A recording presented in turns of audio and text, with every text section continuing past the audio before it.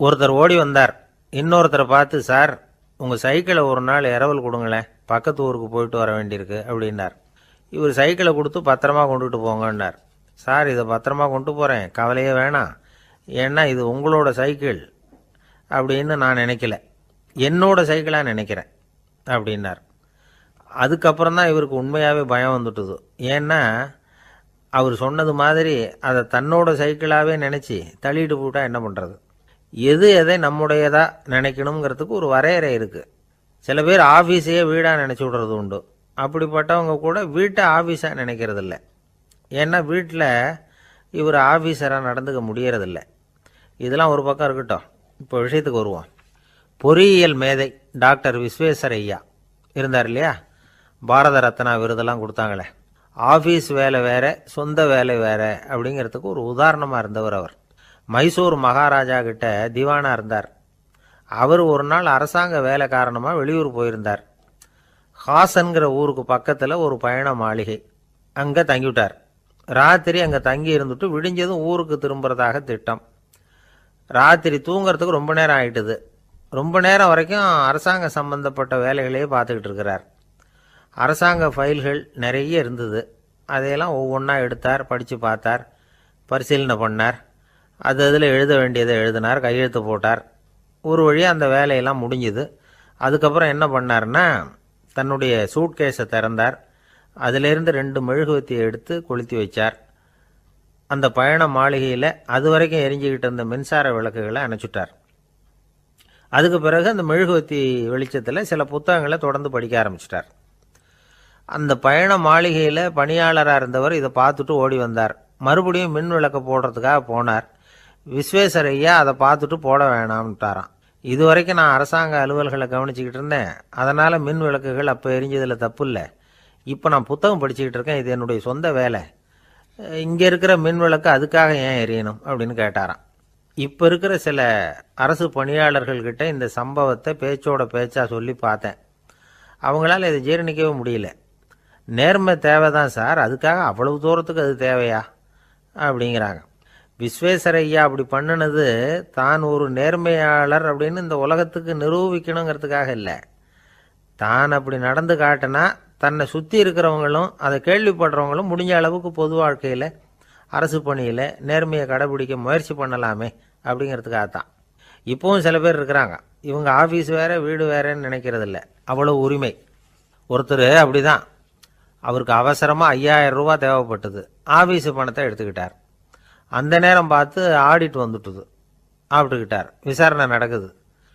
அவர் சொல்கிறார், சார் நான் நேரம் காலம் பார்க்காம ஆஃபீஸில் வேலை செய்வேன், ஏன்னா அதை என்னோட ஆஃபீஸாக நினைக்கிறேன். அவசரத்துக்கு அந்த பணத்தை எடுத்தேன், மறுபடியும் வச்சுடலாம்னு தான் இருந்தேன், அதுக்குள்ளே இப்படி ஆகிட்டுது. நீங்கள் என்ன நினச்சாலும் சரி, நான் ஆஃபீஸ் வேறு வீடு வேறு அப்படின்னு நினைக்கிறதில்ல, அது என்னோட சுபாவம் அப்படின்னார். விசாரணை பண்ணவர் தீர்ப்பு வழங்கினார். உங்கள் சுபாவத்துக்கு மதிப்பு கொடுத்து நானும் தீர்ப்பு வழங்குறேன். நீங்கள் கொஞ்ச நாள் ஜெயிலில் இருந்துட்டு வாங்க, அது உங்களுக்கு கஷ்டமாக இருக்காதுன்னு நினைக்கிறேன். ஏன்னா அங்கே போனாலும் நீங்கள் உங்கள் சுபாவப்படி வீடு வேற ஜெயில் வேறன்னு நினைக்க மாட்டீங்க அப்படின்னாராம். ஒரு நண்பர் யாருக்கோ ஃபோன் பண்ணிகிட்டு இருந்தார். அவர் பேசி முடித்ததும் நான் அவரை பார்த்து, இப்போ ஃபோன் பண்ணிங்களே, அந்த ஃபோன் நம்பர் என்ன அப்படின்னு கேட்டேன். அவர் தலையை சொரிஞ்சுக்கிட்டார், ஞாபகம் வரலன்னார். சரி சார் அதை விடுங்க, உங்கள் மனைவி பேர் என்ன அப்படின்னு கேட்டேன். மாலதின்னார். என்ன சார் இது வேடிக்கை, கொஞ்ச நேரத்துக்கு முன்னாடி பேசின ஃபோன் நம்பர் மறந்து போச்சு, எப்போவோ கல்யாணம் பண்ணிக்கிட்ட மனைவி பேர் மறக்கலை, அதை கரெக்டாக சொல்லிவிட்டீங்களே அப்படின்னு கேட்டேன். அவர் என்னை ஒரு மாதிரியாக பார்த்தார். அவர் அப்படி என்னை பார்த்ததில் ஒன்றும் தப்பு இல்லை, ஏன்னா நாம் எல்லாருமே அப்படி தானே, ஒரு குறிப்பிட்ட காரியத்துக்காக தொலைபேசியில் ஒருத்தட்ட பேசுகிறோம், அதுக்கப்புறம் அந்த எண் நமக்கு அனாவசியம், அதனால் மறந்துடுறோம். இதுக்கு பேர் தான் தற்காலிக ஞாபகம். ஆனால் மனைவி பேரை மறந்துட முடியுமா? முடியாது. அது அவசியமான ஒன்று. அடிக்கடி அந்த பேரை உபயோகப்படுத்துகிறோம், அதனாலேயும் அது முக்கியங்கிறதுனாலேயும் அதை மறக்கிறதில்ல. இதுக்கு பேர் நிரந்தர ஞாபகம். சரி, இந்த தற்காலிக ஞாபகம், நிரந்தர ஞாபகம், இது 2 ஞாபக அளவுகளையும் கட்டுப்படுத்துறது எது அப்படின்னா மூளைக்குள்ளே நடக்கிற மின்சார நடவடிக்கைகள் தான். தற்காலிக ஞாபகம் ஒரு மின்னல் மாதிரி தோன்றி மறையுது, நிரந்தர ஞாபகம் ஒரு படிவம் போல மூளையில் படிஞ்சுடுது. ஒரு சம்பவத்தின் பல பிரதிகள் மூளையில் பல்வேறு பகுதிகளிலேயும் படிகிறதுனால ஒன்று மறைஞ்சாலும் மறந்தாலும் இன்னொன்று மறையறதில்ல. இப்படிப்பட்ட நிலைமையில தான் இந்த தொண்டையில் இருக்கு வாயில் வரமாட்டேங்குது சார் அப்படிமா. ஒருத்தருக்கு எந்த துறையில் ஆர்வமும் ஈடுபாடும் அதிகமோ அது சம்பந்தமான ஞாபக சக்தி அதிகமாக இருக்கும். தொழிலை விரும்புகிற ஒரு டெலிஃபோன் ஆப்ரேட்டருக்கு எண்கள்லாம் நல்ல ஞாபகம் இருக்கும். அது மாதிரி கவிஞர்களுக்கு வார்த்தைகள் நல்ல ஞாபகத்தில் இருக்கும். இது ஒரு பக்கம் இருந்தாலும் ஒரு மூளை எண்களை விட எழுத்துக்களை விட படங்களை ரொம்ப சுலபமாக ஞாபகத்தில் வச்சுக்குது. புரிஞ்சுக்கிற தன்மை, அனுபவம், புத்தி கூர்மை இது கூடி குறையிறத பொறுத்து ஞாபக சக்தியும் ஏறும் இறங்கும். இப்போ உதாரணத்துக்கு ஒரு பையனுக்கு படித்தது எதுவும் ஞாபகத்தில் இல்லைன்னா அவன் அதை சரியாக புரிஞ்சுக்கலன்னு அர்த்தம். இந்த மறதிங்கிறது எந்த சமயத்தில் ஒரு பிரச்சனை ஆகுது தெரியுமா? உங்களுக்கு வேண்டியப்பட்ட ஒருத்தரை ஞாயிற்றுக்கிழமை சாயந்தரம் சரியாக 5 மணிக்கு கடற்கரைக்கு வர சொல்லிவிட்டு அந்த நேரத்தை மறந்துட்டா அது பரவாயில்ல, வர சொன்னதையே மறந்துட்டா தான் நிலைமை மோசம்னு அர்த்தம். இப்படி இருந்தால் இது சிகிச்சை எடுத்துக்க வேண்டிய நிலைமைங்கிறத புரிஞ்சுக்கணும். ஆமாம், இதுக்கும் மருந்து இருக்குது. ஆனால் மூளை குறிப்பிட்ட அளவுக்கும் கீழே இயங்குறப்போவோ இன்னொன்று சொல்லுவாங்க, இந்த நியூரோ டிரான்ஸ்மிட்டர் அப்படின்னு சொல்லுவாங்க. அப்படிங்கிற மூளை ரசாயனம் ரொம்பவும் குறைஞ்சி போகிறப்போ மட்டும்தான் உபயோகப்படும். டாக்டர் என்ன சொல்கிறாங்க தெரியுமா? மூளையை பொறுத்த வரைக்கும் அதில் ஞாபக சக்தி அதிகமாக உள்ள மூளை, மறதி உள்ள மூளை அப்படின்னு ஒன்றும் கிடையாது அப்படிங்கிறாங்க. நினைவு வச்சுக்கிறதுக்கு பயிற்சி அளிக்கப்பட்ட மூளை, பயிற்சியற்ற மூளை அப்படின்னு வேணும்னா சொல்லலாம் அப்படின்னு சொல்கிறாங்க. அதனால் நம்ம ஞாபக சக்திங்கிறது நம்மக்கிட்ட இருக்கிற பயிற்சி, முயற்சி இதை பொறுத்து தான் அமையும். ஒருத்தர் ஒரு பென்சிலை எங்கேயோ வச்சுக்கிட்டு தேடிக்கிட்டு இருந்தார். அப்புறம் என்னமோ தீவிரமாக யோசனை பண்ணி அதை ஞாபகப்படுத்தி பார்த்துக்கிட்டு இருந்தாராம். எதிரில் உட்காந்துருந்தவர் சொன்னார், பென்சிலை தானே தேடிக்கிட்டு இருக்கீங்க, அது உங்கள் வலது காதில் இருக்குது சார் அப்படின்னாராம் அவர். இதுக்கு அவர் சொல்லியிருக்காரு, பென்சிலை வலது காதில் தான் வச்சுருக்கேங்கிறது எனக்கு நல்லா ஞாபகம் இருக்குது, ஆனால் எது வலது காதுங்கிறது தான் மறந்து போச்சு அப்படின்னாராம். அவர் அதை தான் யோசிச்சுட்டு இருந்திருக்கிறார். எனக்கு ஒரு உதவி செய்யணும் அப்படின்னு நம்மளை பார்த்து ஒருத்தர் கேட்குறாருன்னு வச்சுங்களேன், உடனே நாம் அவரை பார்த்து என்ன உதவின்னு கேட்போம். இதுதான் சராசரி மனிதர்களின் இயல்பு. ஆனால் ஒருத்தர் எனக்கு ஒரு உதவி செய்யணும் அப்படின்னு கேட்ட உடனே என்ன உதவின்னு கூட கேட்காம சரி செய்கிறேன் அப்படின்னு ஒத்துக்கிறது இருக்கு பாருங்க, அது கொஞ்சம் அபூர்வம். அந்த காலத்தில் ஒருத்தர் இருந்தார். அவர் எப்படி தெரியுமா? உதவி கேட்குறவங்க நல்லவங்களா கெட்டவங்களா அப்படின்னு கூட பார்க்கல, தனக்கு நன்மையா தீமையா அப்படின்னு கூட பார்க்கல, உதவி செய்கிறேன்னு புறப்பட்டு விட்டார். அவர் யார் தெரியுமா? அவர் தான் நல சக்கரவர்த்தி. அவர் மாதிரி நாமும் உதவி கேட்குறவங்களுக்கு உடனே உதவி செய்கிறதுக்கு தயாராக இருக்கணும் அப்படின்னு சொன்னார் ஒரு ஆன்மீக பேச்சாளர். நல சரித்திரத்தை அவர் சொல்லிக்கிட்டு இருந்தார். இந்திரன், அக்னி, வருணன், யமன் இவங்க 4 பேரும் நலனை பார்த்து எங்களுக்கு நீ உதவி செய்யணும், எங்களுக்காக நீ தூது போகணும் அப்படின்னு கேட்குறாங்க. யாருக்கிட்ட தூது போகணும், என்ன காரியத்துக்காக போகணும் அப்படின்னு கேட்கணும்ல. நலன் அப்படி கேட்கவே இல்லை, உடனே சரின்னு ஒத்துக்கிறான். அதுக்கப்புறம் அவங்க விவரம் சொல்கிறாங்க, என்ன உதவி, யாருக்கிட்ட தூது போகணும் அப்படிங்கிற விவரத்தை சொல்கிறாங்க. நலனுக்கும் அப்புறம்தான் புரியுது, எந்த தமயந்தியை இவன் காதலிச்சானோ, எந்த தமயந்தின் சுயம்பரத்துக்காக இவன் போய்கிட்டு இருக்கிறானோ அந்த தமயந்தியை பார்த்து தங்களுக்காக அவகிட்ட வாதாடணும், பேசணும், தங்களில் ஒருத்தரை கல்யாணம் பண்ணிக்கும்படியாக கேட்கணும் அப்படின்னு அவங்க 4 பேரும் நலன்கிட்ட கேட்குறாங்க. இதை கேட்டதும் நலன் கொஞ்சம் கூட முகம் சுளிக்கலை, பதட்டப்படலை. நேராக தமயந்தி கிட்ட போகிறான். இந்திரன், அக்னி, வருணன், யமன் இவங்களோட சிறப்புகளை எடுத்து சொல்கிறான். இவங்களில் ஒருத்தரை கல்யாணம் பண்ணிக்கலாம் அப்படின்னு சொல்லி கேட்டுக்கிறான். ஆனால் இதுக்கு தமயந்தி சம்மதிக்கலை. சுயம்வரம் நடக்குது, அவள் நலனை தேர்ந்தெடுக்கிறா. அந்த 4 பேரும் நலனுக்கு நிறைய வரங்கள்லாம் கொடுக்குறாங்க. அதுக்கப்புறம் இப்படி போகுது கதை. இதில் நாம் கவனிக்க வேண்டியது என்னென்னா, உதவின்னு கேட்ட உடனே என்ன உதவின்னு கேட்காம சரி செய்கிறேன்னு சொன்னான் பாருங்க, அதை கொஞ்சம் சிந்திக்கணும். செய்கிறேன்னு ஒத்துக்கிட்டதுக்கு அப்புறம் அது என்ன உதவின்னு தெரிஞ்சும் முகம் சுளிக்காமல் அதை செஞ்சான் பாருங்க, அதையும் கொஞ்சம் சிந்திக்கணும். நம்மளும் ஒருத்தன் ஒரு நண்பனை தேடி போனான், எனக்கு ஒரு உதவின்னா சரி சொல்லுன்னா, இப்போ உங்ககிட்ட 2 கார் இருந்தால் என்ன பண்ணுவேன்னா, உடனே அதில் ஒன்று உங்ககிட்ட கொடுத்துருவேன்னா, அவன் உங்ககிட்ட 2 பங்களா இருந்தால் என்ன பண்ணுவேன்னா, அதில் ஒன்று உங்ககிட்ட கொடுத்துருவேன்னா, உங்ககிட்ட 2 பேனா இருந்தால் என்ன பண்ணுவேன்னா, அதில் ஒரு பேனாவை உங்ககிட்ட கொடுக்க மாட்டேன்னா அவன். ஏன்டா அப்படி சொல்கிறேன்னா, ஏன்னா இப்போ நிஜமாகவே என்கிட்ட 2 பேனா இருக்குது, அதனால் அப்படி சொல்கிறேன் அப்படின்னு நானா அவன். தானத்தில் சிறந்தது எது அப்படின்னு ஒரு கேள்வியை கேட்டு தானத்தில் சிறந்தது நிதானம் அப்படின்னு அதுக்கு ஒரு பதிலும் சொல்கிறவங்க உண்டு. நிதானம் ரொம்ப அவசியம். அதுவும் இன்றைய உலகத்துக்கு ரொம்ப அவசியம். இன்றைக்கி உலகம் ரொம்ப பரபரப்பாக போய்கிட்டு இருக்குது. பொறுமையாக இருக்கணும்னு நினைக்கிறவங்களால கூட அப்படி இருக்க முடியறதில்ல. பொறுமையை சோதிக்கிறது மாதிரி பல சம்பவங்கள். அதையெல்லாம் சந்திச்சே தீர வேண்டியிருக்குது. எங்கே போனாலும் க்யூவில் நிற்க வேண்டியிருக்குது. எங்கே போனாலும் காத்துக்கிட்டு இருக்க வேண்டியிருக்கு. ஆஃபீஸ்லேயோ வீட்லேயோ கூட நீங்கள் நிதானமாக பொறுமையாக நடந்துக்க தெரியலன்னா உங்களுக்கு சிடுமூஞ்சி, முசுடு இப்படிலாம் பேர் வச்சுருவாங்க. அது உங்களுக்கு தேவையா? சரி, வாழ்க்கையில் பொறுமைசாலின்னு பேர் வாங்கிறதுக்கு என்ன வழி? முதல் பாயிண்ட், நீங்கள் நினைக்கிறது, எதிர்பார்க்கறது, செய்யறது எல்லாமே 100% கரெக்டாக நடக்கணும்னு ஆசைப்படக்கூடாது. எதுவாக இருந்தாலும் அதில் ஓரளவுக்கு தவறு நடக்கலாம் அப்படிங்கிறத எதிர்பார்த்தே இருக்கணும். ஓரளவுக்கு அதை அனுமதிக்கணும். ஒரு நண்பரை 6 மணிக்கு ஒரு இடத்துக்கு வர சொல்லியிருக்கிறீங்க. 6 மணிக்கு அவர் வரலை. உடனே பொறுமை இழந்து நடந்துக்கக்கூடாது. ஒரு 10 நிமிஷம் டிலே ஆகலாம். ஒரு வர்ற வழியில் பஸ்ஸு கூட ஏதாவது டிராஃபிக்கில் மாட்டியிருக்கலாம். அதெல்லாம் எதிர்பார்த்தே கொஞ்சம் காத்திருக்கிறதுல ஒன்றும் தப்பு இல்லை. சில சமயம் டிலே ஆகிறது கூட நல்லதாக முடியும். ஒரு பஸ்ஸை தவற விட்டுட்டு ஐயோ கொஞ்சம் ஒரு 2 நிமிஷம் முன்னாடி வந்திருந்தா பிடிச்சிருக்கலாமே அப்படின்னு தவிச்சிக்கிட்டு இருப்பாங்க சில பேர். அடுத்தபடியாக வர்ற பஸ்ஸு நேரடியாக நீங்கள் போக வேண்டிய இடத்துக்கே கொண்டு போய் விடுற பஸ்ஸாக கூட இருக்கலாம். அது உங்களுக்கு முன்னாடி தெரியாதுல்ல. சில நெருக்கடியான சூழ்நிலைகளை தமாஷா எடுத்துக்கிறதுக்கு பழகிக்கணும். சில இடங்களுக்கு போகிறப்ப காத்திருக்கிறதுக்கு நம்ம மனசை தயார்படுத்திக்கிட்டே போகணும். ஒரு ரயிலுக்கோ பஸ்ஸுக்கோ அல்லது விமானத்துக்கோ கப்பல் பிரயாணத்துக்கோ போகிறப்போ அங்கே போய் நீங்கள் மணிக்கணக்கில் கூட காத்துக்கிட்டு தான் இருக்கணும். புறப்படுற நேரம் கூட மாறலாம். நீங்கள் போய் சேர்ந்ததும் அது உடனே புறப்படணும்னு கட்டாயமாக என்ன? அது மாதிரி சமயத்தில் படிக்கிறதுக்குன்னு சில சுவாரஸ்யமான புத்தகங்களையும் கையில் எடுத்துக்கலாம். உங்களை சுற்றி எவ்வளவோ சுவாரஸ்யமான சம்பவங்கள் நடந்துக்கிட்டு இருக்குதுல்ல, அதையெல்லாம் வேடிக்கை பாருங்கள். எதுக்காக காத்துக்கிட்டு இருக்கிறோமோ அந்த காரியத்தில் உண்மையாகவே நமக்கு ஒரு அக்கறை இருந்தால் நமக்கு போர் அடிக்காது. சில கோயில்களில் பார்த்துருப்பீங்க, தரிசனத்துக்காக பக்தர்கள் நாள் கணக்கில் காத்துக்கிட்டு இருப்பாங்க. அவங்களெலாம் அழுத்துக்கிறது இல்லை. ஆண்டவனை தரிசிக்கணுங்கிற உண்மையான அக்கறை இருக்கிறதுனால அவங்களுக்கு போர் அடிக்கிறது இல்லை. ஆனால் சில சினிமா தியேட்டரில் கூட பார்க்கலாமே, சினிமா கியூ கூட அப்படி தான். சாயந்தரம் 6 மணி ஆட்டத்துக்கு காலம்பரம் 6 மணிக்கே போய் கூட காத்துக்கிட்டு இருப்பாங்க. அவங்களுக்கெல்லாம் போர் அடிக்காது. படம் பார்க்குற ஆர்வம்.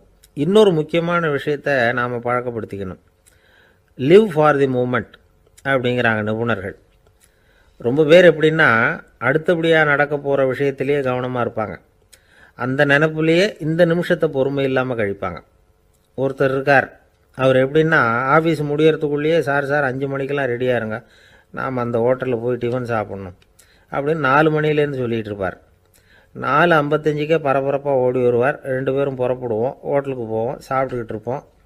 அப்படி சாப்பிட்டுட்டு இருக்கிறப்ப சார் சாப்பிட்டு முடித்ததும் நேராக ஒரு ஜவுளி கடைக்கு போகிறோம் அப்படிம்பார். பரபரக்க சாப்பிட்டு முடிப்பார், புறப்படுவார். ஜவுளி கடையில் அவசரமாக சீக்கிரம் பில் போடுங்க சார், சினிமாவுக்கு நேரம் ஆகிடும்பார். சினிமா தியேட்டரில் உட்காந்து அடுத்தபடியாக எங்கே டின்னர் சாப்பிட்றதுன்னு யோசனை பண்ணிகிட்டு இருப்பார். ராத்திரி படுக்கையில் விழுந்ததுக்கு அப்புறமும் நாளைக்கு காலையில் எழுந்திரிச்சதும் அதை பண்ணணும் இதை பண்ணணும்னு திட்டம் போட்டுக்கிட்டே இருப்பார். அதாவது எப்போவும் அடுத்த நிமிஷம், அடுத்த நாள், அடுத்த வாரம், அடுத்த வருஷம், இதுதான் அவங்க சிந்தனை. இந்த நிமிஷம் என்ஜாய்மெண்ட்டை அவங்க இழந்துடுறாங்களாம். அதனால தான் வாழ்நாள் பூரா பொறுமையின்மை, அவஸ்தை, அல்லல். அதனால் நாம் எல்லாரும் வாழ்க்கையில் நிதானமாக இருக்கிறதுக்கு கற்றுக்கணுமா. அதுக்காக இந்த நிதானத்துக்கு வேறு விதமான அர்த்தம் பண்ணிக்கக்கூடாது. ஒருத்தர் அப்படித்தான் ஒரு தடவை அவருடைய குதிரை காணாமல் போயிட்டு தான். அதுக்காக அவர் கவலைப்படலை, நிம்மதியாக இருந்தார், சந்தோஷமாக இருந்தார். என்ன சார் இது, உங்கள் குதிரை திருட்டு போயிட்டுதுங்கிறீங்க, நீங்கள் கவலைப்படாமல் இருக்கிறீங்களே அப்படின்னு கேட்டாங்களாம். அதுக்கு அவர் சொல்லியிருக்கார், நல்ல வேலை சார், கட்டியிருந்த குதிரை காணாமல் போயிருக்குது. நான் அது மேலே உட்காந்துருக்கிற சமயம் அது காணாமல் போயிருந்ததுன்னா, திருட்டு போயிருந்ததுன்னா நானும் சேர்ந்தில் காணாமல் போயிருப்பேன் அப்படின்னாராம். எவ்வளவு நிதானமான ஆள் பாருங்கள். காலை நேரம், கடற்கரை ஓரம், காலை வீசிக்கிட்டு கையை வீசிக்கிட்டு ஏதோ சண்டைக்கு போகிற சிப்பாய் மாதிரி எல்லாரும் நடந்து போயிட்டுருக்கிறாங்க. நடைப்பயிற்சி. அதில் நமக்கு தெரிஞ்ச ஒருத்தர் எதிரில் வந்தார் ரொம்ப வேகமாக. என்ன சார் வாக்கிங்க அப்படின்னு கேட்டோம். அவரால் ஆமாம்னு பதில் சொல்ல முடியல, அவ்வளவு கஷ்டம். மூச்சு விடுறதுக்கே வாயை திறந்து மூடிட்டு இருக்கிறார். எங்கே பேசுறது? கொஞ்சம் நின்று நிதானித்து மூச்சு விட்டுட்டு அதுக்கப்புறம் சொன்னார் ஆமாம் அப்படின்னு. என்ன சார் இவ்வளவு வேகம்னோ? உங்கள் பேச்சை கேட்டுவிட்டு தான் சார் நடக்க ஆரம்பித்தோம். நீங்கள் தான் அடிக்கடி சொல்லிகிட்டு இருந்தீங்க நடக்கிறது நல்லதுன்னு. அன்னையிலேருந்து ஆரம்பிச்சுட்டேன். ஆனால் ரொம்ப கஷ்டமாக இருக்குது சார். இப்போ பாருங்கள், உங்கள்கிட்ட சுலபமாக பேசக்கூட முடியல, மூச்சு வாங்குது, உடம்பு கூட வலிக்கிறது மாதிரி இருக்குது அப்படின்னு அவர் பாட்டுக்கு பேச ஆரம்பிச்சிட்டார். உங்களை யார் சார் இவ்வளவு வேகமாக நடக்க சொன்னது? வேகத்தை குறைங்க, மெதுவாக நடங்க அப்படின்னோம். நீங்கள் நடக்கிறதுனால என்னென்ன சௌகரியம்னு அன்னைக்கு சொன்னீங்களே தவிர சௌகரியமாக நடக்கிறது எப்படின்னு சொல்லலையே அப்படின்னார் அவர். இன்னமும் லேசாக மூச்சு வாங்கிக்கிட்டே சொன்னால் கூட இவர் சொல்கிறதுலேயும் ஒரு நியாயம் இருக்குது. அதனால் இந்த நடைப்பயிற்சி பண்ணுறவங்க கவனிக்க வேண்டிய சில முக்கியமான குறிப்புகள் இருக்குது. அது என்னென்னங்கிறத அவங்க தெரிஞ்சுக்கணும். அது தெரிஞ்சு வச்சுக்கிறது நல்லது. இதெல்லாம் மருத்துவ நிபுணர்கள் சொல்கிற குறிப்புகள். அவங்க என்ன சொல்கிறாங்க தெரியுமா? உங்கள் வயசு 40க்கு மேலேயா? உங்கள் எடை இருக்க வேண்டியதை விட 10 கிலோ அதிகமாக இருக்குதா? நீங்கள் புகை பிடிக்கிறவரா? இதய நோய், இரத்த நாள நோய், உயர் இரத்த அழுத்தம் இப்படி ஏதாவது உங்களுக்கு உண்டா? அப்படின்னா நீங்கள் உங்கள் இஷ்டத்துக்கு வரிஞ்சு கட்டிக்கிட்டு நடைப்பயிற்சி பண்ண ஆரம்பிச்சிடாதீங்க. முதல்ல ஒரு மருத்துவ பரிசோதனை பண்ணிக்கோங்க, அதுதான் நல்லது அப்படின்னு அவங்க சொல்கிறாங்க. நடக்கிறப்போ, உடற்பயிற்சி செய்கிறப்போ மார்பு பகுதியில் அல்லது வேறு எங்கேயாவது தொடர்ந்து வலி இருந்ததுன்னா பயிற்சியை நிறுத்தி விட்டு டாக்டரை போய் பார்க்கணும். நடைப்பயிற்சி பண்ணுறப்போ உங்கள் சக்திக்கு தகுந்த மாதிரி மெதுவாக அதிக கஷ்டம் இல்லாமல் முன்னேறலாம். அங்கே என்ன போட்டியாக வைக்கிறாங்க? முந்திக்கிட்டு போய் என்ன பண்ண போகிறோம்? பரிசாக வாங்க போகிறோம். அதனால் நிதானம் அவசியம் அப்படிங்கிறது அவங்க ஆலோசனை. தொந்தரவு கொடுக்காத ஷூ, ட்ரெஸ்ஸு இதுகளை உபயோகப்படுத்துங்க. பாதத்தில் ஆடு தசை இருக்குல்ல, அங்கே ஏதாவது பிரச்சனை இருந்ததுன்னா டாக்டரை பாருங்கள். இந்த பாதத்தில் வலி வரும் அந்த இடத்துல. வெயில் காலமாக இருந்தால் தலைக்கு தொப்பி வச்சுக்கோங்க. பனியில் நடந்தாலும் அப்படி தான், தலையை பத்திரமா பார்த்துக்குங்க. நம்மக்கிட்ட ஏதோ கொஞ்சம் உருப்படியாக தெரியறது அது தானே. உடற்பயிற்சிக்கு முன்னாடி பின்னாடி பயிற்சி செய்கிறப்போ நிறைய தண்ணி குடிக்கலாமா. முதல் 1 மாதத்துக்கு கொஞ்சம் தளர்த்தியாக சாவகாசமாக நடக்கலாம். மணிக்கு 3 அல்லது 4 கிலோமீட்டர் வேகம்னு வச்சுங்களேன். அதுக்கப்புறம் வேகத்தை அதிகப்படுத்தலாம். மணிக்கு 6 அல்லது 8 கிலோமீட்டர் அளவுக்கு நடக்கலாம். நல்லா கையை வீசிக்கிட்டு நடக்கணும். மூச்சு விடுற எண்ணிக்கை அதிகரிக்கணும். இது மாதிரி ஒரு 30 நிமிஷம் நடக்கலாம். தனியாக நடந்து போகிறதுக்கு உங்களுக்கு என்னமோ மாதிரி இருக்குதா? கூட யாரையாவது சேர்த்துக்குங்க. ஒரு குரூப்பாக சேர்ந்து போகலாம். நடக்கிறதுங்கிறத ஒரு சந்தோஷமான சமாச்சாரமாக ஆக்கிக்கணும். தினம் இப்படி நடக்க வேண்டி இருக்குதே அப்படின்னு புலம்பிக்கிட்டே போகக்கூடாது. சில பேர் நடக்கிறப்போ கடந்த காலத்தை அசை போட்டுக்கிட்டே போவாங்க. சில பேர் வருங்காலத்தை அசை போட்டுக்கிட்டே போவாங்க. சில பேர் முக்கியமான திட்டம்லாம் இப்படி நடக்கிறப்ப தான் தீர்மானம் பண்ணுவாங்க. நடக்கிறதுனால மன இறுக்கம் குறையுது, பரபரப்பு குறையுது, மன ஆற்றல் பெருகுது, தன்னம்பிக்கை வளருது, முதுமை தள்ளி போகுது, செயல்திறன் அதிகரிக்குது. இதை தவிர உடம்புக்கும் பல விதமான சௌகரியங்கள் ஏற்படுது. அதனால் இது வரைக்கும் நடக்க ஆரம்பிக்காதவங்க இனிமே இந்த குறிப்புகளை கவனத்தில் வச்சுக்கிட்டு நடக்க ஆரம்பிச்சுடலாம். சார்லஸ் லேம்ப் அப்படின்னு ஆங்கில இலக்கிய மேதை ஒருத்தர், அவர் ஒரு தரம் உடம்பு சரியில்லைன்னு டாக்டர்கிட்ட போனாராம். டாக்டர் அவரை பார்த்துட்டு, நீங்கள் தினமும் காலையில் வெறும் வயத்தில் நடக்கணும் அப்படின்னாராம். வெறும் வயத்தில் நடக்கிறதுக்கு நான் தயார், ஆனால் வயிறு கிடைக்கணுமே சார். யார் வயத்து மேலே நடக்கிறது டாக்டர் அப்படின்னு கேட்டாராம் இவர். கப்பல் கடலில் போய்கிட்டு இருக்கு. புயல், சூறாவளி, அலையெல்லாம் பெருசாக ரொம்ப உயரமாக உண்டாகுது. கடுமையான காற்றிலேயும் வேகமான அலைகள்லேயும் சிக்கி அந்த கப்பல் தடுமாறுது. திசை மாறி போச்சு. எந்த பக்கம் போயிட்டு இருக்கிறோம்னே தெரியல. அந்த கப்பலை செலுத்திக்கிட்டு இருந்த மாலுமி ரொம்ப சாமர்த்தியமாக செயல்பட்டார். தன்னுடைய அறிவாற்றலையும் திறமையையும் முழுமையாக பயன்படுத்தினார். அந்த கப்பலை கட்டுப்படுத்தினார். மெதுவாக அந்த சூறாவளியிலிருந்து கப்பலை காப்பாற்றி கரைக்கு கொண்டுட்டு சேர்த்துட்டார். மாலுமின்னு ஒருத்தர் இருந்ததுனால அந்த மரக்கலம் காப்பாற்றப்பட்டது. மாலுமின்னு ஒருத்தர் இல்லைன்னு வச்சுக்கோங்க, அந்த கப்பலோட கதி என்னவா இருக்கும் யோசிச்சு பாருங்க. ஒரு கோபக்காரனுடைய நிலைமையும் அப்படித்தானா. கோபக்காரன்கிறவன் ஒரு மாலுமி இல்லாத மரக்கலம் அப்படிங்கிறார் நபிகள் நாயகம். கொந்தளிக்கிற கடல்ல கொடுமையான அலைகளின் உச்சியில அல்லல் படுகிற மரக்கலத்தை விட மோசமானது கோபக்காரனின் நிலைமை அப்படிங்கிறது அவருடைய கருத்து. அது மாதிரி இதுன்னு சொல்லல, அதை விட மோசம் இது அப்படிங்கிறார். ஏன் தெரியுமா? ஒரு கப்பல் கடல்ல தடுமாறினா அதை சரிப்படுத்த மாலுமி இருக்கிறார். அவர் தன்னுடைய சாமர்த்தியத்தினால அதை கட்டுப்படுத்தி சரியான வழிக்கு கொண்டுட்டு வந்துருவார். ஆனா கோபக்காரனுடைய நிலைமை அப்படி இல்லை அப்படிங்கிறார் நபிகள் நாயகம். மனித மனம் ஒரு மரக்கலம், அறிவு அதில் இருக்கிற மாலுமி. மாலுமி மரக்கலத்தை செலுத்துறான், அவனுக்கு கட்டுப்பட்டு அது ஓடுது. ஆனா கோபக்காரன்கிற மனுஷங்கிட்ட அறிவுங்கிற மாலுமி சரியா வேலை செய்ய மாட்டான். ஏன்னா கோபம் அந்த மாலுமியின் கண்களை அவிச்சிரும், காதுகளை கேட்காம பண்ணிவிடும். கண்ணையும் காதையும் மூடிவிட்டு கப்பலை ஓட்டுனா எப்படி ஓட்டுறது? அதனால கோபக்காரன் மாலுமி இல்லாத மரக்கலம். இடி மின்னல்ல மாட்டிக்கிட்டு கஷ்டப்படுற கப்பல் மாதிரி கஷ்டப்படுறான். பெரியவங்கள்லாம் என்ன சொல்றாங்க? உனக்கு கெடுதல் பண்ணவனுக்கும் நீ நன்மையே செய், எவருடைய விருப்பு வெறுப்பையும் பொருட்படுத்தாதே. பரம எதிரிக்கும் நீ நன்மை செய்ய ஆரம்பிச்சா உன்னுடைய தூய நிலையை பார்த்துட்டு அவனும் உனக்கு நெருக்கமான நண்பனா ஆயிடுவான். இதுதான் பெரியவங்க நமக்கு சொல்லி இருக்கிறது. புனித குர்ஆன் சொல்றது என்ன? தீமையை நன்மையை கொண்டே நீர் தடுத்து கொள்ளும் அப்படின்னு சொல்லப்பட்டிருக்கு. அதுல இன்னா செய்தாரை ஒருத்தல் அவர் நாண நன்னயம் செய்து விடல் அப்படிங்கிறார் திருவள்ளுவர். செல்வந்தர் ஒருத்தர்கிட்ட ஒரு சிறுவன் ஆடு மேய்ச்சிக்கிட்டு இருந்தானா. பெரியவர் அவனை கூப்பிட்டு, நீ நேரா போய் ஒரு ஆட்டுல உள்ள ரொம்ப நல்ல பகுதி எதுவோ அதை எடுத்துக்கிட்டு வா அப்படின்னாராம். இவன் போனான். ஒரு ஆட்டு உடம்புல இருந்த நாக்கு, இருதயம், இது ரெண்டையும் எடுத்துக்கிட்டு கொடுத்தானான். பெரியவர் வாங்கி பார்த்தார். அதுக்கப்புறம் இப்ப நீ போய் இன்னொரு ஆட்டுல இருக்கிற ரொம்ப கெட்ட பகுதி எதுவோ அதை எடுத்துட்டு வா அப்படின்னாராம். இவன் போய் எடுத்துட்டு வந்தான். அவன் கையில் இருந்தது மறுபடியும் அதே மாதிரி நாக்கு, இருதயம், இது ரெண்டும் தான். என்னது இப்பவும் அதையே கொண்டுட்டு வந்திருக்கிற அப்படின்னாராம் பெரியவர். இவன் சொன்னானா, ஒரு உடம்புல உள்ள ரொம்ப நல்ல பொருளும் இதுதான், ரொம்ப கெட்ட பொருளும் இதுதான் அப்படின்னானா. இளம் வயசுல இப்படி பதில் சொன்னவர் தான் பேரறிஞர் லுக்மானுல் ஹக்கீம் அவர்கள். கோபப்படாம இருந்தா இது ரெண்டும் நல்லா வேலை செய்யும், கோபப்பட்டா இது ரெண்டும் மோசமா வேலை செய்யும். அதை புரிஞ்சுக்கிறதுக்காகத்தான் இன்னைக்கு இந்த தகவல். கோபம் வந்துட்டா நாம என்ன செய்யறோங்கிறது நமக்கே தெரியாது. ஒருத்தர் டாக்டர் கிட்ட போனார் அவசரமா.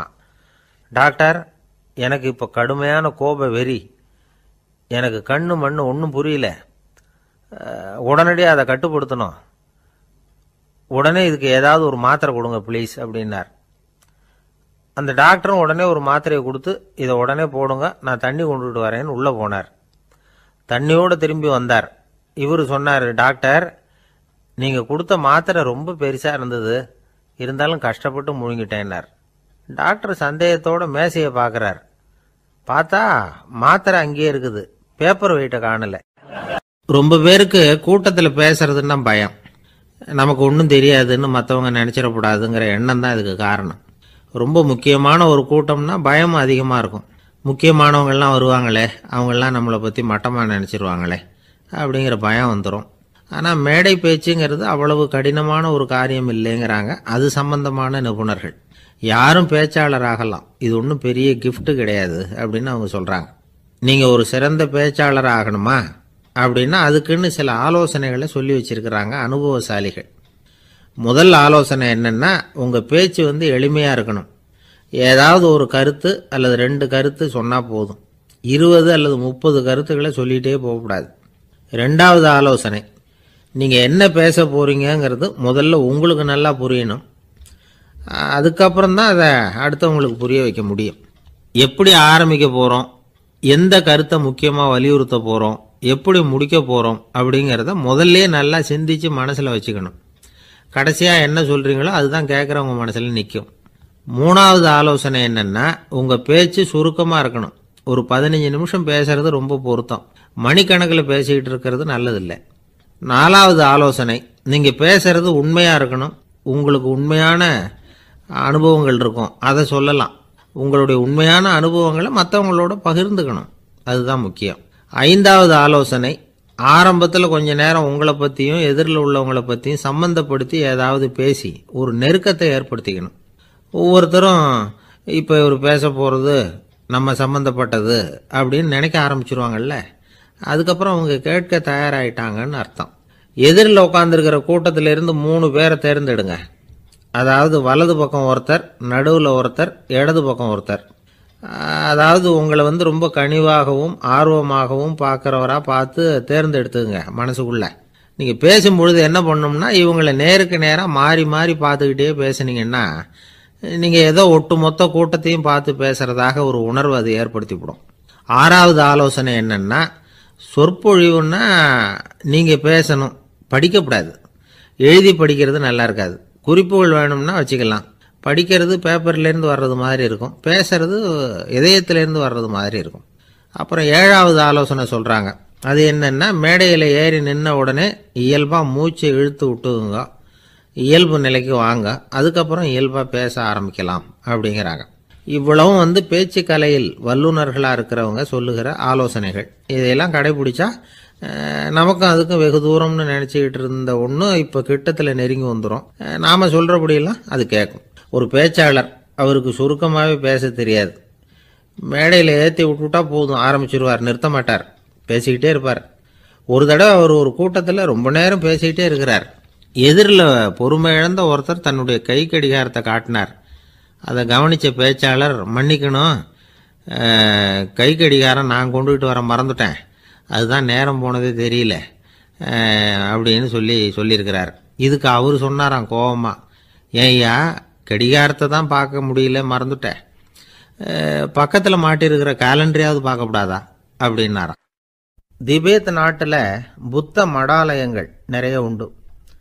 அதுக்கு ஒரு தலைமையகமும் உண்டு. அது இந்த திபேத் தலைநகரம் லாசாவில் இருக்குது. ரொம்ப காலத்துக்கு அப்பால் அதை பற்றிலாம் நிறைய விவரங்கள் எழுதி வச்சிருக்கிறாங்க. அது இப்போவும் நமக்கு கிடைக்குது. அதாவது ரொம்ப தூரத்துக்கு அந்தாண்ட மலைகளுக்கு நடுவில் ஒரு கிளை மடாலயம். அந்த மடத்தின் தலைவருக்கு வயசாயிட்டு தான், அதனால் தலைமை பொறுப்பை வேற ஒருத்தர்கிட்ட ஒப்படைக்கலாம் அப்படின்னு முடிவு பண்ணாராம். உடனே ஒரு லாமாவை கூப்பிட்டார். அவர் மூலமாக தலைமை மடாலயத்துக்கு செய்தி அனுப்புனார், பொருத்தமான வாரிசு ஒருத்தரை அனுப்பி வைக்கும்படியாக. அந்த வாலிப லாமா புறப்பட்டார். காடு மேடெல்லாம் நடந்து போகிறார். ரொம்ப நாள் கழித்து தலைமை பீடத்தை அடைஞ்சார். தலைமை குருக்கிட்ட விவரத்தை சொன்னார். தகுதியான ஒருத்தரை அனுப்பி வச்சா அழைச்சிட்டு போகிறேன் அப்படின்னார். சரி, நாளைக்கு காலையில் நீங்கள் அவங்க எல்லாரையும் அழைச்சிட்டு போகலாம்னார் அவர். அவங்க எல்லாரையுமா? அங்கே தேவைப்படுறது ஒருத்தர் தானே அப்படின்னார் இவர். ஆமான்னார். அப்புறம் ஏன் எல்லாரையும் அழைச்சிட்டு போக சொல்கிறீங்கன்னார். அது இப்போ உனக்கு புரியாது. நான் ஒரு 100 பிக்குகளை அனுப்புகிறேன், அதாவது பிட்சுகளை. அவ்வளவு பேரையும் அங்கே வச்சு சமாளிக்க முடியாது அப்படின்னார் இவர். இருந்தாலும் இப்போ அந்த தலைமை குரு என்ன சொன்னார்னா, அதை பற்றி கவலைப்படாத, நான் 100 பேரை அனுப்புகிறேன், அதில் 99 பேர் வழியிலேயே காணாமல் போடுவாங்க, ஒருத்தன் மட்டும்தான் வருவான், அவனும் அங்கே சேர்ந்துட்டானா நீ ரொம்ப கொடுத்து வச்சவன் அப்படின்னார். இவருக்கு ஒன்றும் புரியல. இருந்தாலும் மறுநாள் அந்த வாலிப லாமா 100 பேரை அழைச்சிக்கிட்டு புறப்பட்டார். போகிற வழியிலேயே பல பேர் அங்கங்கே பிச்சுக்கிட்டு போயிட்டாங்க. அவர் சொன்னது மாதிரியே வழியில் அவங்க ஊர்கள் இருந்தது தான் காரணம். அப்பா அம்மாவை பார்த்துட்டு வரேன் அப்படின்னு கொஞ்சம் பேர் போனாங்க. சொந்த பந்தத்தை பார்த்துட்டு வரேன் அப்படின்னு கொஞ்சம் பேர். ஒரு வாரம் ஆச்சு. இப்போ மிஞ்சினது 10 பேர் தான். வழியில் ஒரு நகரம்.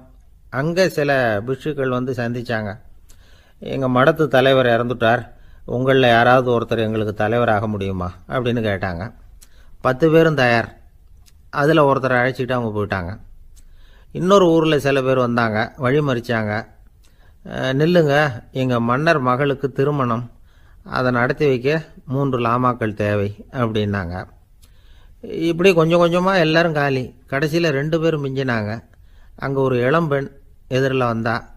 எங்கள் அப்பா வேட்டைக்கு போயிருக்கிறாரு, இன்னும் திரும்பி வரல, வீட்டில் வேறு யாரும் இல்லை, தனியாக இருக்க பயமாக இருக்குது, யாராவது ஒருத்தர் எனக்கு துணையாக இருக்கணும் அப்படின்னு கேட்டுக்கிட்டா. எங்கள் 2 பேரில் நீயே ஒருத்தரை தேர்ந்தெடுத்துக்கோ, இல்லைன்னா எங்களுக்குள்ளே சண்டை வந்துடும் அப்படின்னாங்க. இப்போ மிஞ்சினவர் ஒருத்தர். அவருக்கும் ஒரு சோதனை வந்தது. ஒரு தர்க்கவாதி எதிரில் வந்தான். உன்னோட வாதம் பண்ணணும்னா. இவனோட வாதம் பண்ணுறேன், அது முடிய ரொம்ப காலம் ஆகலாம், தர்க்கத்தில் நான் ஜெயிச்சா அங்கே வரேன், இல்லைன்னா இவருடைய சீடனை ஆயிடுவேன் அப்படின்னார் அவர். கடைசியாக அழைக்க வந்த வாலிபலாமா மட்டும் வெறுங்கையோடு திரும்பி போனார். அங்கே இருந்த வயசான மடாதிபதி கேட்டார், எத்தனை பேர் அங்கேருந்து புறப்பட்டீங்கன்னார். என்னையும் சேர்த்து 101ன்னார் அவர். நல்லது, நீயாவது திரும்பி வந்தியே, அதுதான் எனக்கு போதும், ஏன்னா நீ தான் எனக்கு உண்மையான வாரிசு. அந்த 100 பேரில் யாரும் வரமாட்டாங்க, அப்படின்னார் அவர். ஏன்னா அவருக்கு தெரியும் இவர் ஒருத்தர் தான் திரும்பி வருவாருங்கிறது. திபேத்தில் ஒரு பழங்கால பழமொழி உண்டாம், 100 பேர் செல்லலாம், எப்பொழுதாவது ஒருவன் அபூர்வமாக அடைய வேண்டிய இடத்தை அடைவான்.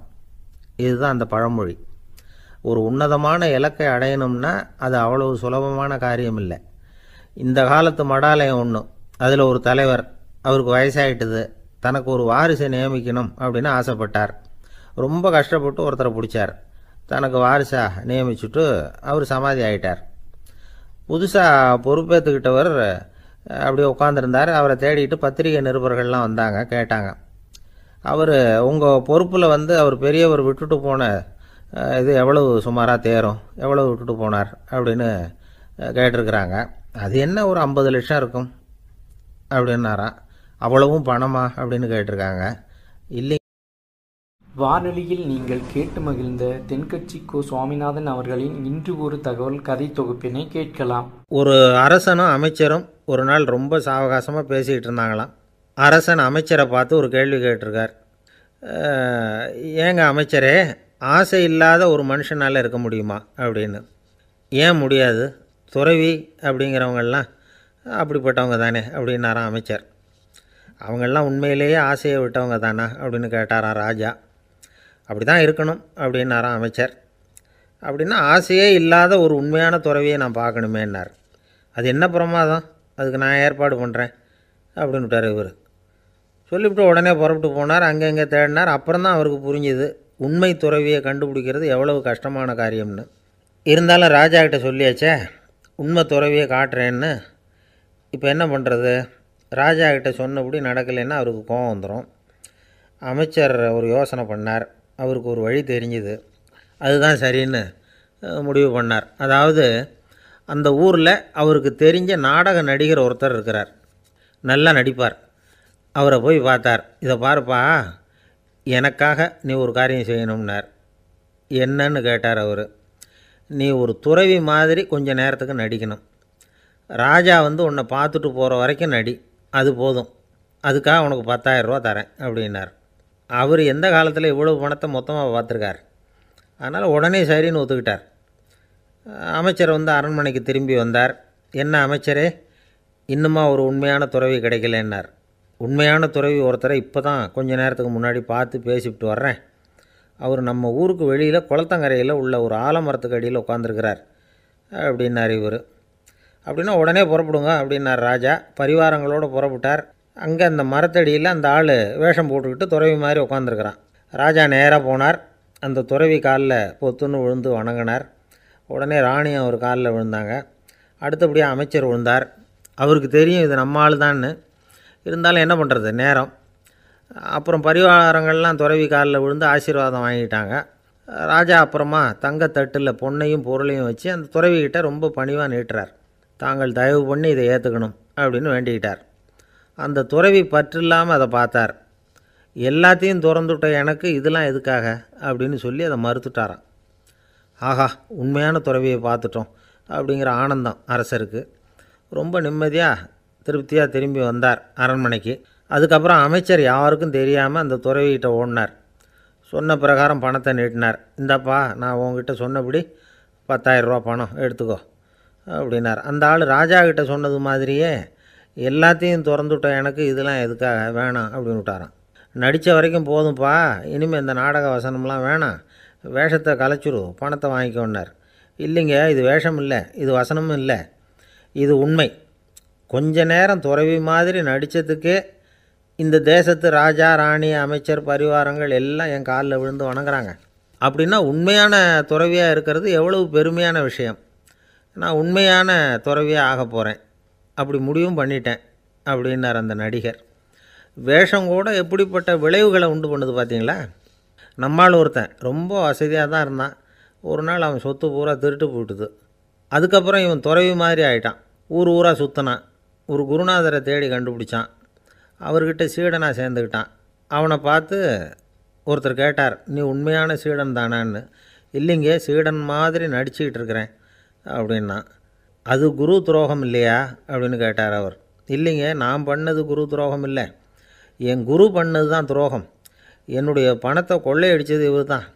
அதை எங்கே வச்சுருக்காருன்னு கண்டுபிடிக்கிறதுக்காக தான் இவர்கிட்ட வந்து சீடனாக சேர்ந்துருக்கிறேன் அப்படின்னா. ஒருத்தர் மனசில் நிம்மதி இல்லாமல் உட்காந்துருந்தார். என்ன சார் விஷயம் அப்படின்னு விசாரித்தேன். அகலக்கால் வச்சுட்டேன், அதுதான் அவதிப்படுறேன்னார். விவரமாக சொல்லுங்கன்னு. வீடு கட்டணும்னு ஆரம்பித்தேன், வேலை பாதியிலேயே நிற்கிது, கையில் பணம் இல்லை அப்படின்னார். இது மாதிரி ஆசாமிகள் பல பேரை நீங்கள் பார்த்துருக்கலாம். இவங்கெல்லாம் சுலபமாக மன அழுத்தத்துக்கு ஆளாயிடுறாங்க. மன உளைச்சல், அதாவது ஸ்ட்ரெஸ் அப்படின்னு சொல்கிறோமே, அதுக்கு அடிப்படையான சில காரணங்கள் உண்டு. அதாவது மிகையாக திட்டமிடுதல் அப்படிங்கிறதும் ஒரு முக்கியமான காரணம். நடைமுறை சாத்தியம் என்னங்கிறத மனசில் வச்சுக்கிட்டு எந்த திட்டத்தையும் தீட்டணும், அப்போ தான் அது சரியாக வரும். ரெண்டாவது காரணம் என்ன தெரியுமா? ஒரே நேரத்தில் பல்வேறு செயல்களில் ஈடுபடுறது.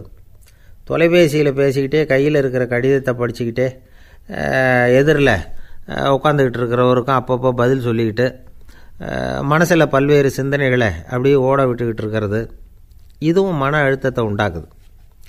மூணாவது காரணம், எதிலேயும் வெற்றி மட்டும் எதிர்பார்க்குற ஒருதலைப்பட்சமான ஆர்வம். நாம் தொட்டதெல்லாம் வெற்றியாகவே முடியணும் அப்படின்னு எதிர்பார்க்குறவங்க ஏதாவது ஒன்றில் தோல்வியை கண்டால் தோண்டு போயிடுறாங்க. எப்படியும் முடியலாம்ங்கிற எண்ணம் ஏற்கனவே நமக்குள்ளே இருந்துட்டுதுன்னா அந்த அவஸ்தை வராது. அதனால் அதுவும் நம்ம வளர்த்து கொள்ள வேண்டிய ஒரு குணம். மன உளைச்சல் ஏற்படுறதுக்கு இன்னொரு காரணம், எதையும் வேகமாக செஞ்சுடணும் அப்படிங்கிற துடிப்பு. அந்த துடிப்பே மனசை அழுத்த ஆரம்பிச்சிடும்.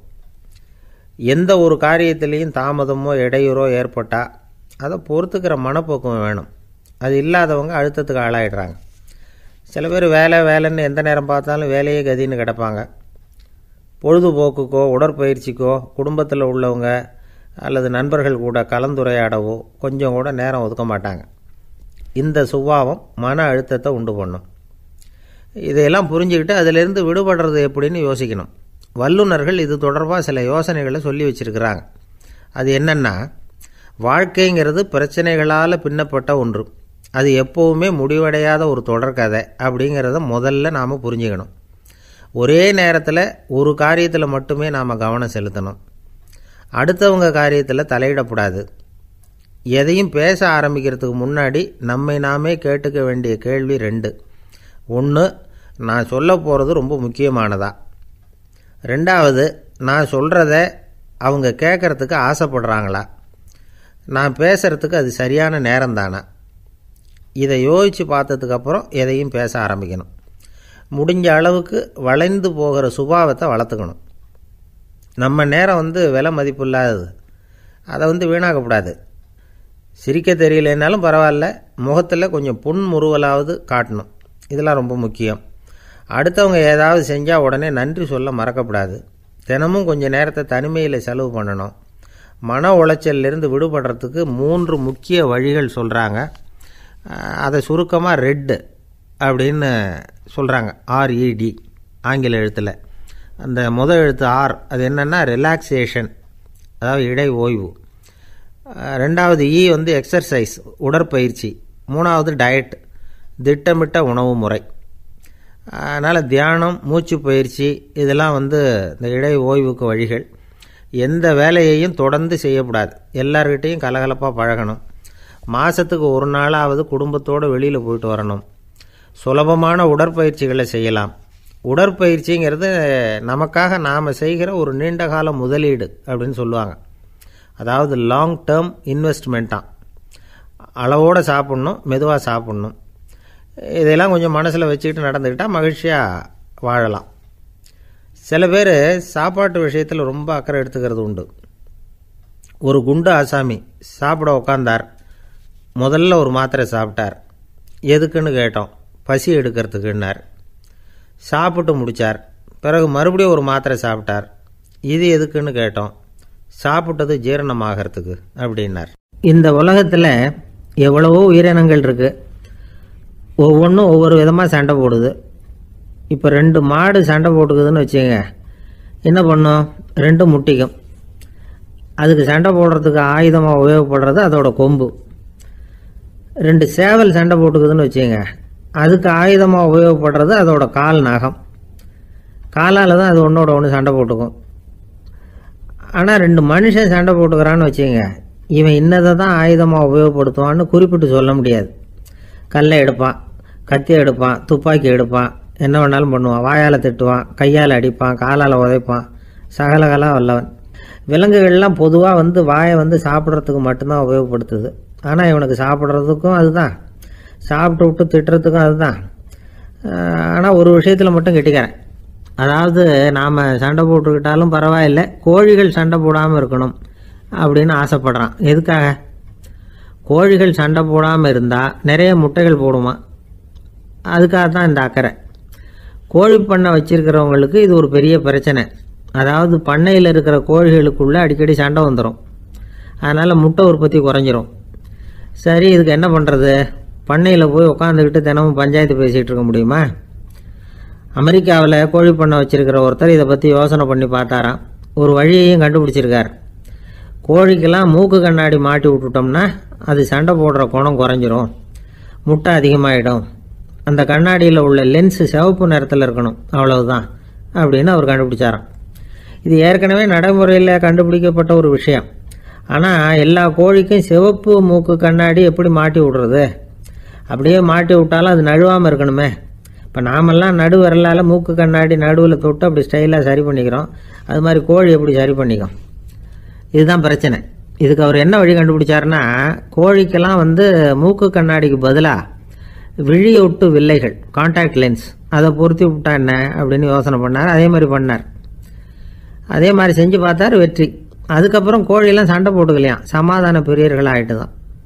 கோழிகளுக்கு இயல்பாகவே சண்டை போடுற குணம் உண்டு. ஆனால் அதோட கண்ணுக்கு பார்க்குற பொருள்லாம் ரோஜா நிறத்துலையோ அல்லது இன்னும் சொல்லப்போனால் அழுத்தமான சிவப்பு நிறத்துலையோ தெரிஞ்சதுன்னா சண்டை போடுற குணம் குறைஞ்சிருதான். அந்த சமயத்தில் அது அதிகமாகவும் முட்டையிட ஆரம்பிச்சுடுதான். அதே நேரத்தில் இறை எடுக்கிறத கூட குறைச்சிக்குதான்.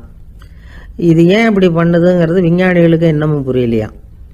எப்படியோ அமெரிக்க கோழிகள்லாம் கான்டாக்ட் லென்ஸ் பொருத்திக்க ஆரம்பித்தாச்சு. கோழி கழுத்தை பிடிச்சிக்கிட்டு ஒரு சில வினாடிகளில் அதை பொருத்தி விட்றாங்களாம். கோழியோட ஆயுள் பூரா அது அப்படியே இருக்குமா. பண்ணையில் முட்டை உற்பத்தி குறைஞ்சா இது மாதிரி விஞ்ஞானபூர்வமாக பரிகாரம் தேடுறது தான் நல்லது.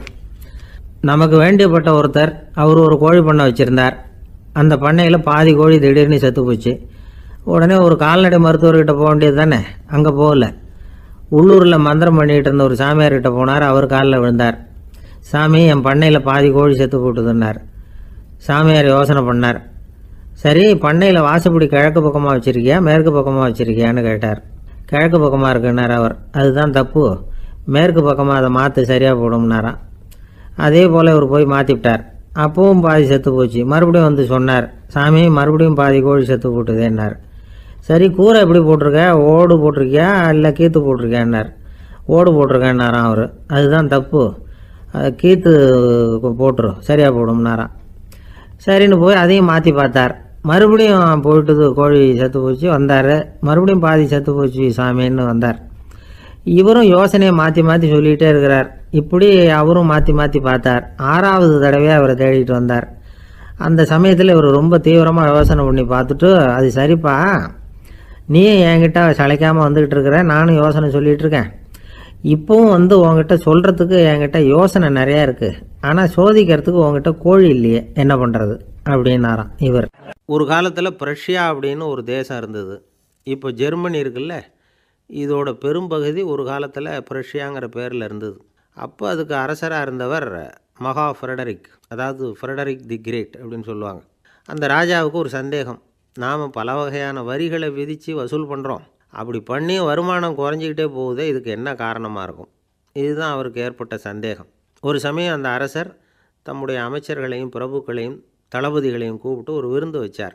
விருந்து முடிஞ்சதும் அவங்கள பார்த்து இந்த சந்தேகத்தை கேட்டார்.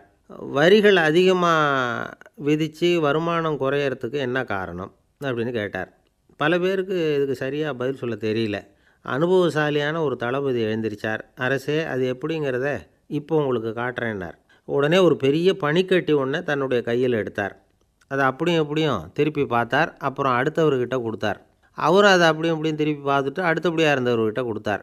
இப்படியே இதை ஒவ்வொருத்தராக பார்த்துட்டு ஒவ்வொரு கையாக மாறி கடைசியில் மன்னர் கைக்கு போய் சேர்ந்தது. மன்னர் கைக்கு அந்த பனிக்கட்டி போய் சேர்ந்தப்போ அது கொஞ்சம் கொஞ்சமாக உருகி ஒரு பட்டாணி கடலை சைஸுக்கு ஆகிட்டுது. மன்னர் யோசனை பண்ணார். வரி அதிகமாக போட்டாலும் வந்து சேர்றது குறைவாக இருக்கிறதுக்கு என்ன காரணம் அப்படிங்கிறது அவருக்கு புரிஞ்சு போச்சு. காலம்தான் மாறிட்டு இருக்கே தவிர இந்த கையூட்டு வாங்குகிற பழக்கம் மாறினதாக தெரியல. இன்னொரு ராஜா இருந்தார். அவர் தன்னுடைய ராஜாங்கத்தில் லஞ்ச ஊழலே சுத்தமாக இருக்கக்கூடாது அப்படின்னு நினச்சார். அவர்கிட்ட பல்வேறு துறைகளுக்கும் பொறுப்பாக இருந்த பல பேரும் ரொம்ப சுத்தமாகவும் நேர்மையாகவும் இருந்தாங்க. ஒரே ஒருத்தர் மட்டும் எல்லார்கிட்டையும் லஞ்சம் வாங்கிட்டே இருந்தார். அவரை வேறு வேறு துறைகளுக்கு மாற்றி பார்த்தாரு. அந்த ராஜா என்னென்னமோ பண்ணி பார்க்குறாரு. எந்த வேலையை கொடுத்தாலும் அதுலேயும் லஞ்சம் வாங்குறதுக்கு ஒரு வழியை உண்டு பண்ணிக்குவார் அந்த ஆள். ராஜாவுக்கு இது ஒரு பெரிய தலைவலியாக போயிட்டுது. இவர் என்ன பண்ணுறது, இவருக்கு என்ன வேலையை கொடுக்கறது, கொஞ்சம் கூட லஞ்சம் வாங்கிறதுக்கு சான்ஸே இல்லாத ஒரு வேலையை கொடுக்கணும் அப்படின்னு திட்டம் போட்டார். ஒரு நாள் அவருக்கு அந்த உத்தரவும் போட்டுட்டார். அதாவது அவருக்கு என்ன வேலைன்னா, கடற்கரையில் தான் அவருக்கு ஆஃபீஸ். அங்கேயே இருந்துக்க வேண்டியது. தினமும் எத்தனை கடல் அலை கரையில் வந்து மோதுது அப்படிங்கிறத கணக்கெடுத்து ராஜாவுக்கு தெரிவிக்க வேண்டியது. இதுதான் அவருக்கு வேலை. பேசாமல் அலையை எண்ணிட்டு உட்காந்துருக்கட்டும், அப்போவாவது அவர் லஞ்சம் வாங்குகிற சந்தர்ப்பம் இல்லாமல் போயிடும் அவருக்கு அப்படின்னு நினச்சார் ராஜா. இந்த ஆள் கடற்கரைக்கு போய் டியூட்டியில் ஜாயின் பண்ணிக்கிட்டார். ஒரே மாதத்தில் அங்கே சொந்தமாக ஒரு பிரம்மாண்டமான மாளிகை கட்டிவிட்டார். ராஜாவுக்கு இது பெரிய ஆச்சரியமாக போச்சு. அலையை என்ற வேலையில் அந்த ஆள் எப்படி பணம் சம்பாதிச்சார் அப்படின்னு விசாரித்து பார்த்தார் அக்கம் பக்கத்தில். அந்த ஆள் என்ன பண்ணியிருக்கிறாருன்னா, கடற்கரையில் போய் பொறுப்பை ஏற்றுக்கிட்ட உடனே அங்கே இருந்த மீனவர்கள்கிட்ட எல்லாம் இந்த கரையில் வந்து ஒரு நாளில் வந்து மோதுகிற அலைகள் எத்தனை அப்படின்னு கேட்டிருக்காரு. அது எப்படிங்க தெரியும்னு இருக்காங்க அவங்க. தினமும் அந்த எண்ணிக்கை தெரியணும். நம்ம ராஜாவுக்கு தினமும் அறிக்கை அனுப்பணும், டெய்லி ரிப்போர்ட்டு. தவறுனா நீங்கள் இந்த கடலில் போய் மீன் பிடிக்கிறதுக்கு ராஜாவோட அனுமதி கிடைக்காது அப்படின்ட்டுருக்கார். உடனே மீனவர்கள்லாம் பயந்து போட்டாங்க. கடலுக்கு போகிறதுக்கு அனுமதி இல்லைன்னா பட்டினி கிடக்கிறது மாதிரி ஆகிடுமே. மெதுவாக அந்த ஆளுக்கிட்ட போனாங்க. காதோட காதாக சொன்னாங்க, ஐயா, எங்களால் வந்து கடல் அலையை வந்து எண்ண முடியாது. தினமும் எங்களால் முடிஞ்சதை உங்களுக்கு பணமாக கொடுத்துட்றோம். நீங்கள் தான் ராஜா கிட்ட சிபாரிசு பண்ணி நாங்கள் தொடர்ந்து மீன் பிடிக்கிறதுக்கு அனுமதி வாங்கி கொடுக்கணும் அப்படின்னு வேண்டிக்கிட்டாங்க. பணம் தினமும் வந்து சேர ஆரம்பிச்சுட்டுது. பதவியில் மற்ற பதவியோட இந்த பதவி எவ்வளவோ மேல் அப்படின்னு நினச்சிட்டான் அந்த ஆள். அது மட்டும் இல்லை, தயவு பண்ணி என்னை இந்த இடத்த விட்டு மாற்றி விடாதீங்க சார் அப்படின்னு வேற கேட்க ஆரம்பிச்சிட்டானா. அந்த ஆள் என்னை கண்ணா பண்ணான்னு திட்டிவிட்டான் சார். அதை நினச்சா எனக்கு ரொம்ப வருத்தமாக இருக்குது அப்படின்னு சொல்லி கவலைப்பட்டார் ஒருத்தர். இதில் கவலைப்படுறதுக்கு என்ன இருக்குது அப்படின்னார் ஒரு பெரியவர். அவர் ஒரு மகான். என்ன சார் இப்படி சொல்கிறீங்க, ஒருத்தர் நம்ம பார்த்து திட்டுனா வருத்தமாக இருக்காதா அப்படின்னார். அது எப்படி வருத்தமாக இருக்கும், திட்டுறதுங்கிறது என்ன, அது வெறும் சத்தம் தானே அப்படின்னார் அந்த பெரியவர். நம்ம ஆளுக்கு தலையை பிச்சுக்கலாம் போல் இருந்தது. இருக்காதா பின்ன, நமக்கே அப்படி தானே தோணுது. அந்த பெரியவர் சொல்கிறது ரொம்ப பெரிய விஷயம். அதை நாம் புரிஞ்சிக்க முயற்சி பண்ணலாம்னா நடைமுறை வாழ்க்கைக்கு அது ஒத்து வர்றது மாதிரி தெரிய மாட்டேங்குது. இருந்தாலும் அந்த பெரியவர் அதுக்கு என்ன தான் விளக்கம் கொடுக்குறாருன்னு பார்ப்போமே. ஒரு ரயில் போயிட்டுருக்கு. அதில் ஒரு சாது போயிட்டுருக்கார். அந்த ரயில் வந்து அவர் ஹரித்வாரம் போயிட்டுருக்கார். அவர் ரயிலில் ஏகப்பட்ட கூட்டம். நம்ம ஊர் ரயில் கேட்க வேணும். டிக்கெட் வாங்கிட்டு கொஞ்சம் பேர், வாங்காத கொஞ்சம் பேர். அது என்னத்துக்கு அனாவசியமாக டிக்கெட் அப்படிங்கிற நினப்பில் பாதி பேர். இந்த கூட்டத்துக்கு மத்தியில் அந்த சாதுவும் போயிட்டுருக்கிறார். உட்கார்றதுக்காக இருந்த இடத்துல ஒரு ஆள் படுத்துருக்கிறான். கொஞ்சம் முரட்டு ஆசாமி. அவன் கால் பக்கத்தில் கொஞ்சோண்டு இடம் பாக்கி இருந்தது. அந்த இடத்துல இந்த சாது உட்காந்துருந்தார். மெதுவாக உட்காந்துக்கிட்டார் போய். ஆனால் அந்த ஆள் ராத்திரி பூரா இவரை காலால் உதச்சிக்கிட்டே இருக்கிறான். அது இவருக்கு ரொம்ப அவமானமாக பட்டுது. அதனால் துக்கம் ஏற்பட்டுது. இருந்தாலும் அதை ஒரு மாதிரியாக சகிச்சுக்கிட்டே இவர் வந்து சேர்ந்தார். பொழுது விடிஞ்சுது. அந்த சாது ஹரித்வார் வந்து சேர்ந்தார். அங்கே ஒரு பெரிய ஞானியை சந்தித்தார். ராத்திரி ரயிலில் அந்த ஆள் உதைச்சதையும் அதனால் தனக்கு ஏற்பட்ட துக்கத்தையும் இந்த சாது அந்த ஞானிகிட்ட சொன்னார். சொல்லிவிட்டு, ஏன் சுவாமி, எனக்கு துக்கம் ஏற்பட்டதே அது தப்பா அப்படின்னு கேட்டார். தவறு தான்னார் அந்த ஞானி. உனக்கு இன்னமும் தேக அபிமானம் போகலைங்கிறது தான் அது காட்டுது. அஷ்டாவக்கிரர் என்ன சொல்கிறார் தெரியுமா?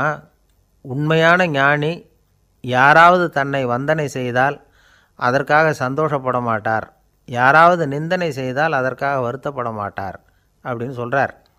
நிந்தனைங்கிறது ஒரு ஒலி தான்.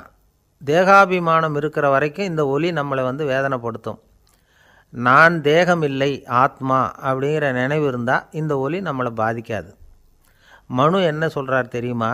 ஒரு சாதகன் பாராட்டுதலை விஷம்னு நினச்சி பயப்படணும், அவமானத்தை அமிர்தம்னு நினச்சி சந்தோஷப்படணுங்கிறார். அவமானப்பட்டால் கவலைப்படாமல் எப்படி இருக்க முடியும் அப்படின்னு தான் நமக்கு தோணும். அதனால தான் நம்மளில் யாரும் இதுக்கு உதாரணமாக யாரையும் காட்ட முடியல. புத்தரையும் கபீரையும் உதாரணமாக காட்டுறாங்க. அவங்களுக்கெல்லாம் அவமானம் ஏற்பட்டப்போ கவலையே படலையாம். புத்தரை அவமானப்படுத்தணுங்கிறதுக்காக கௌசாம்பி ராணி ஒரு இளம் பெண்ணை கொலை பண்ணி சடலத்தை புத்தர் குடிசைக்கு முன்னாடி போட சொன்னார். போட்டாங்க. புத்தர் தான் அந்த பொண்ணை கெடுத்து கொலை பண்ணிவிட்டாருன்னு எல்லோரும் நினச்சாங்க. ஆனால் புத்தர் இதை பற்றி கவலையே படலை. அப்புறமா உண்மை தெரிஞ்சதும் புத்தர் புகழ் இன்னும் அதிகமாயிட்டுது. ஒரு பெரிய சபையில் ஒரு மோசமான பொண்ணு நுழைஞ்சி தனக்கும் கபீருக்கும் சம்பந்தம் உண்டுன்னு சொன்னான். கபீர் கவலைப்படலை. அவங்க மாதிரியெல்லாம் நாமளும் இருக்க கற்றுக்கணும்.